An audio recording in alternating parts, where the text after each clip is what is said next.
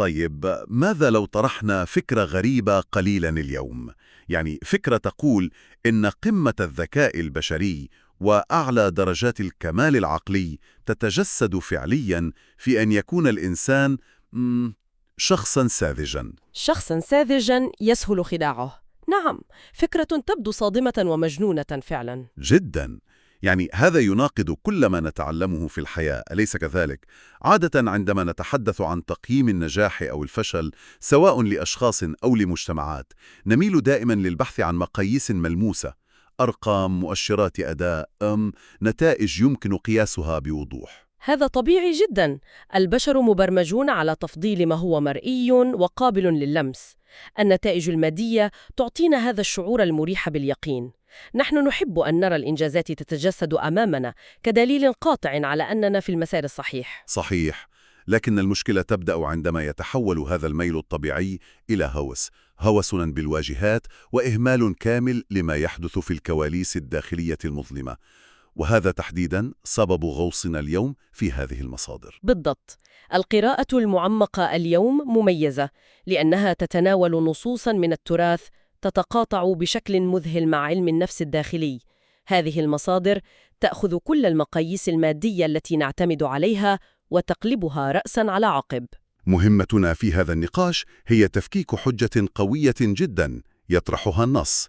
الحجة تقول إن كل الأفعال الظاهرية، سياسية كانت أو عملية أو حتى إنجازات ضخمة، لا قيمة لها إطلاقاً، بل وتصبح صفراً مطلقاً إذا كانت البنية التحتية الداخلية، وأقصد هنا القلب تحديداً، متآكلة. هي بالفعل رحلة غير متوقعة ستجعلنا نعيد تعريف مفاهيم كبيرة مثل النصر والتمكين وصولاً إلى النقطة التي تقلب مفهوم الذكاء والدهاء بالكامل.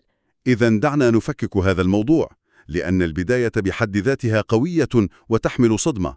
ما يجعل هذه المصادر ساحرة وعميقة هو قدرتها الفائقة على أخذ ظواهر ضخمة ومعقدة مثل أسباب فشل الأمم عبر التاريخ وربطها بتفاصيل دقيقة ومخفية تماماً داخل الصدور. يعني التحليل هنا لا يتحدث عن نقص في الموارد المالية مثلا، أو خطأ في الاستراتيجيات الجيوسياسية. أمام مرآة قاسية ليخبرنا أن الخلل الحقيقي لا يكمن في الأفعال الخارجية، بل في النوايا والمشاعر المضمرة في الداخل.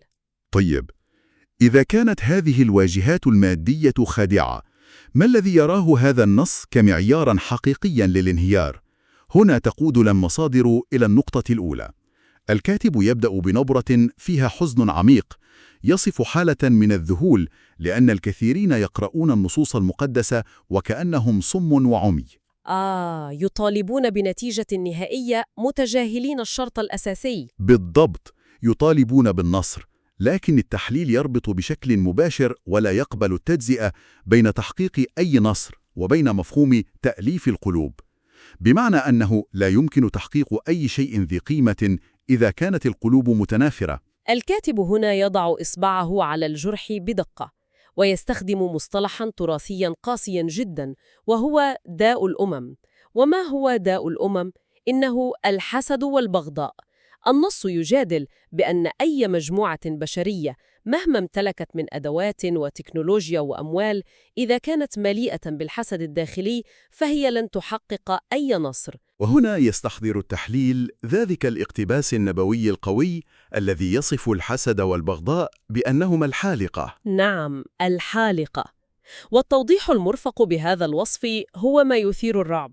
فهذه الحالقة لا تحلق الشعر، بل تحلق الدين. يا إلهي، هذا الوصف استوقفني طويلاً أثناء التحضير. إذا أردنا تبسيط هذه الآلية، فالأمر يشبه تماماً محاولة بناء ناطحة سحاب عملاقة، لكن باستخدام حديد تسليح صدئ ومتهالك من الداخل. تشبيه دقيق جداً. المهندسون يعملون ليل نهار، والكل في الخارج يقف مبهوراً وينظر إلى الواجهة الزجاجية الفخمة والتصميم العصري، لكن الجميع يتجاهل الصدأ الداخلي الذي ينهش الأساسات ببطء. وعند أول هزة أرضية خفيفة أو أول اختبار للضغط ينهار كل شيء في ثوان. بالضبط. السؤال الذي يطرح نفسه بقوة هنا: ما هي الآلية التي يجعل بها الحسد هذا البناء ينهار؟ وكيف تحلق هذه المشاعر السلبية الدين والأساس الأخلاقي؟ هذا سؤال جوهري لفهم كيف تعمل هذه الحالقة، يجب أن ننظر إلى مفهوم النطاق الترددي الإدراكي أو الطاقة الذهنية والنفسية. الحسد يستهلك طاقة هائلة من الإنسان والمجتمع. يعني الانشغال بالآخرين يسرق طاقتنا. 100%. عندما يكون أفراد مجتمع مشغولين بالتربص ببعضهم ومحاولة إفشال نجاحات الآخرين، فإن التركيز يتحول كلياً من البناء إلى الهدم الداخلي. تصبح الغاية هي تفوق الفرد على أخيه، وليس تفوق المجتمع ككل. وهذا يستنزف الموارد الأخلاقية بلا شك. صحيح. مع الوقت تسقط القيم الأساسية مثل الأمانة والتعاون ليحل محلها التآمر. هنا تقع الحالقة وتمحى البنية الأخلاقية تماماً. وإذا ربطنا هذا بالصورة الكبرى، نجد أن الكاتب يوضح أن القوانين الكونية والإلهية صارمة ولا تحابي أحداً. بمعنى أنها قوانين مستقيمة لا تلتوي لتناسب أخطاء البشر، صحيح؟ قطعاً. هي كالسيف.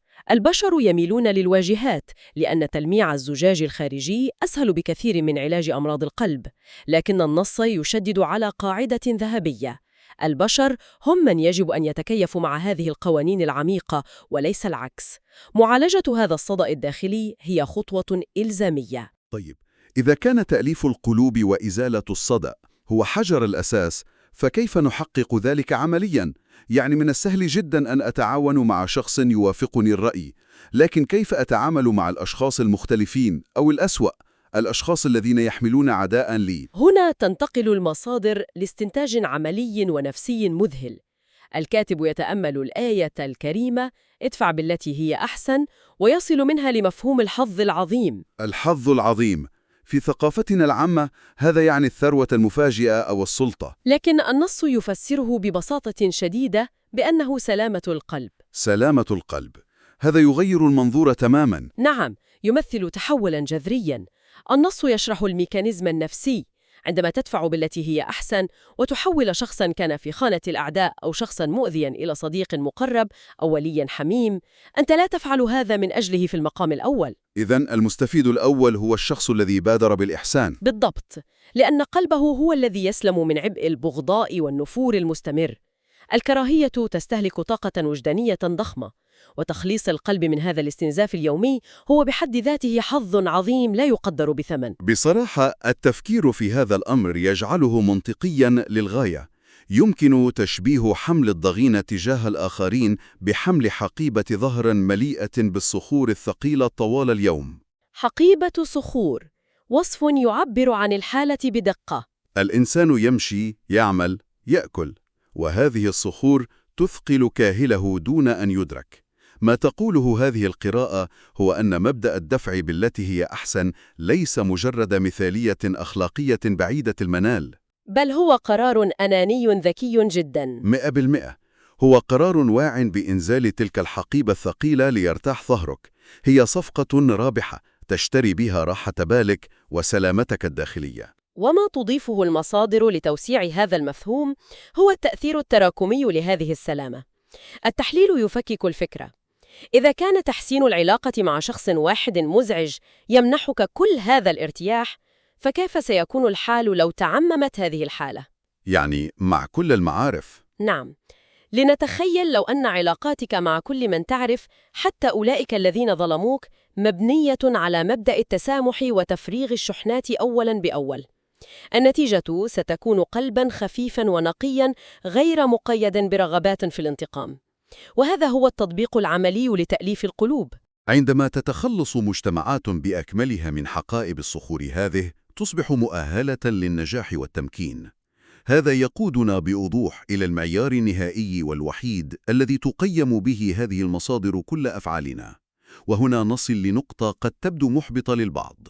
تقصد فكرة أن العمل مهما كان عظيماً في ظاهره، إذا كان بلا نية خالصة فهو مجرد سراب؟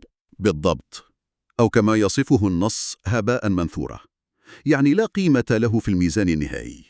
الكاتب يستحضر هنا حديث النعمان بن بشير عن المضغة وهي القلب. القاعدة صارمة: إذا صلحت صلح الجسد كله، وإن فسدت فسد الجسد كله. بناء على هذا المبدأ، النص يشن هجوماً صريحاً على أي محاولة لتحقيق أهداف عليا من خلال الخداع أو المكر. أو التلاعب الأيديولوجي والبراغماتية السياسية. تماماً. وطبعاً نحن ننقل هذا التحليل بحيادية لنفهم منطق الكاتب. هو يرفض خلط النقاء الروحي بالمنطق النفعي، يرى أن نقاء النية والوسيلة يجب أن يسمو فوق أي اعتبار دنيوي. طيب، هذه النقطة بالذات تستحق التوقف. دعني أطرح تحدياً رياضياً لاختبار هذه الفكرة بناء على هذا المنطق الصارم. تفضل. لنتخيل أن شخصاً قام ب1000 عمل عظيم، تبرع بأموال طائلة، بنى مستشفيات عالجت آلاف المرضى. الأثر المادي هنا هائل وإيجابي جداً، لكن قلب هذا الشخص كان يبحث من خلال هذه الأعمال عن تلميع صورته أو تحقيق أهداف سياسية خفية. هل النتيجة الحسابية في هذا الميزان هي فعلاً صفر تام؟ هل يعقل أن هذه الأفعال التي أفادت البشر لا وزن لها إطلاقاً؟ الإجابة بحسب التحليل العميق لهذه النصوص هي نعم، قاطعة. النتيجة هي صفر، بل قد تكون النتيجة سلبية في الميزان الروحي. يا إلهي، كيف؟ يجب أن نشرح كيف تعمل هذه الآلية. النص يفرق بوضوح بين منظومتين: منطق الدين أو الروح، والمنطق الدنيوي المادي. في المنطق المادي، الحساب يتم بناء على المخرجات. تم بناء مستشفى، إذن المجتمع استفاد. مفهوم. وماذا عن منطق الدين؟ في منطق الدين، المقياس حصرياً هو الصلاح الداخلي والنية. بناء مستشفى في هذا السياق هو مجرد تحريك للحجارة ومواد البناء من مكان لآخر. المنظومة الروحية لا تقيس مهارة تحريك الحجارة، بل تقيس النية التي حركتها. فهمت. يعني إذا كانت النية هي الكبر أو الرياء. فالسجل الروحي لا يسجل مستشفى مبنياً، بل يسجل كبراً ورياءً. لا يمكنك استخدام أدوات ملتوية وتوقع نتائج دينية. الميزان هنا يزن النوايا، والقلب هو البوصلة الحصرية والوحيدة. بصراحة، هذه فكرة ثقيلة جدا ومربكة، لأنها تسقط كل الاعتبارات التي تبني عليها مجتمعاتنا الحديثة تقييماتها. وهذا ينقلنا مباشرة للنقطة الأكثر تعقيدا وجرأة في التحليل، التي تخص المؤمن الساذج. نعم. دعنا نفكر في التداعيات. إذا كانت هذه المنظومة ترفض المكر والخداع تماما وتشترط هذا النقاء المطلق، كيف يمكن لهذا القلب النقي أن ينجو في عالمنا الفعلي المليء بالخداع وتضارب المصالح؟ هذه المفارقة المدهشة هي ذروة الفكرة وأعمق نقطة في النص. الكاتب يشرح حديثاً مثيراً للتأمل: المؤمن غر كريم، والفاجر خب لئيم. كلمة غر تعني الشخص الذي ينخدع بسهولة. يعني ليس خبيراً بألاعيب الناس والمكائد. صحيح. التحليل يطرح مثالاً بشخص يسهل أقناعه بوضع أمواله في تجارة خاسرة، لأنه ببساطة يثق بالناس ويفترض فيهم الأمانة. في المقابل، الفاجر يوصف بأنه خب، أي مخادع، ذكي بالمعنى الدنيوي الملتوي، ويجيد اقتناص الفرص. وهنا تأتي المفاجأة. نعم، المفاجأة الحقيقية تكمن في التفسير النفسي والفلسفي لسبب انخداع هذا المؤمن. طيب، ماذا يعني هذا التفسير؟ هل الدعوة هنا هي لإلغاء العقل تماماً؟ هل يطلب من الإنسان الفاضل أن يكون ساذجاً يستغل بسهولة؟ يعني من زاوية عملية، أليس هذا كترك باب المنزل مفتوحاً في حي مليء باللصوص؟ كيف نوفق بين كمال العقل وبين قبول الخداع؟ تساؤلك ورفضك الداخلي لهذه الفكرة هو رد فعل طبيعي جدا، لكن التحليل يفكك المفارقة بعبقرية. أولاً، النص يوضح أن المؤمن لا ينخدع لنقص في قدراته العقلية، بل على العكس، التراث يصفه بأنه أتم الناس عقلاً. إذن لماذا يقع في الفخ؟ الإجابة تكمن في آلية الإسقاط النفسي. هذا الشخص السليم من الداخل ينظر إلى العالم وإلى الناس من خلال مرآة نفسه الطاهرة والبريئة. مرآة نفسه.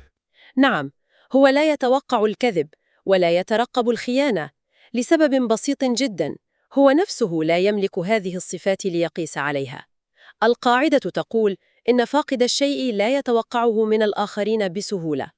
والأهم من ذلك هو قراره الداخلي الذي يتلخص في مقولة عميقة جدا: من خدعنا في الله إن خدعنا له. من خدعنا في الله إن خدعنا له. هذا ليس تعبيراً عن ضعف الانتباه إذن، بل يبدو وكأنه قرار واع بقبول الخديعة على أن يتلوث القلب بشيء آخر. وهنا نصل لجوهر الفلسفة. الإسلام كمنظومة يغلق أبواب الخداع بصرامة ويحرم الغش، لكن على المستوى النفسي الفردي المعادلة تختلف. المؤمن الحقيقي يفضل طواعية أن يكون ضحية للخسارة الدنيوية على أن يلوث قلبه وعقله بمرض سوء الظن المستمر. مرض سوء الظن، نعم.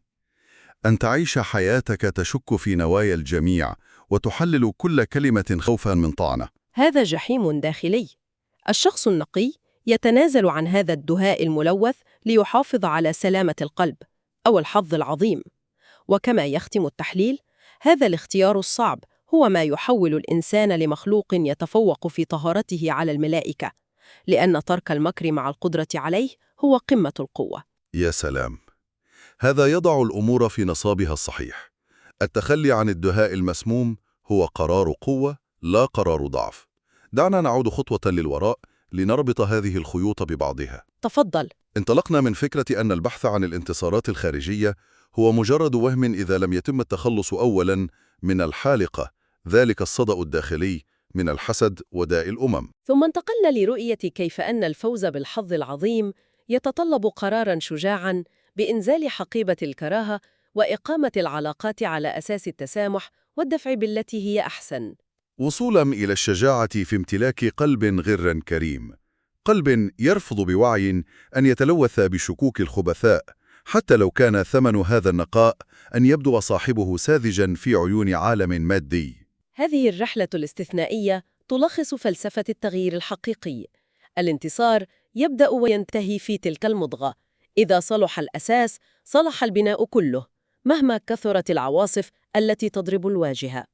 وهذا يتركنا أمام خاطرة ختامية قوية، فكرة تستحق أن نتأملها بعمق.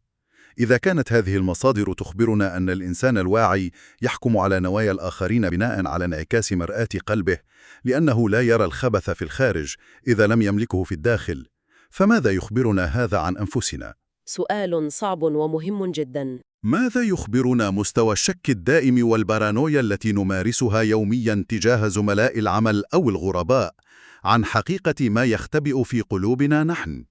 هل نرى العالم مكاناً شريراً ومخادعاً لأن العالم بالفعل يمتلئ بالشر؟